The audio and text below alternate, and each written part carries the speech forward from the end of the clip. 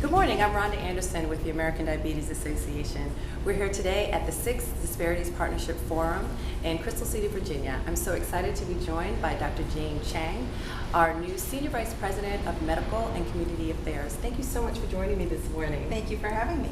So this is your first partnership, Disparities Partnership, since joining the association. What are your goals for the conference over the next 2 days? That's a great question. So the first thing that I'd like to say is in medicine, we have this saying where you see one, do one, and then teach one. And what I would really like to see happen at the Disparities Forum, we have over 200 participants. I would really like to see people learn from all these great speakers and their colleagues about what's going on in their communities. And then the second thing you can gather from these disparity forums is what are the resources that are out there. So not only seeing what other people are doing, the best practices, also learning what the resources are, and then third thing is networking.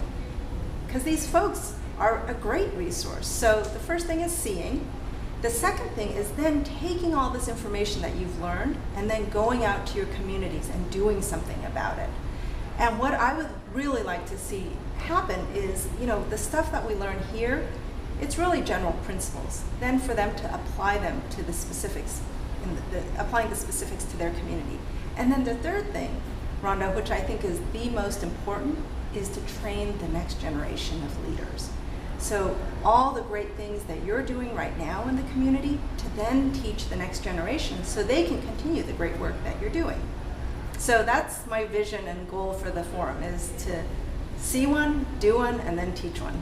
Well, that's so exciting because you've assembled a very impressive group of professionals. So I know for the next 2 days, the goals that you have in mind, I'm sure they're going to come to fruition. Thank you so much for joining me today. You're welcome. Thank you.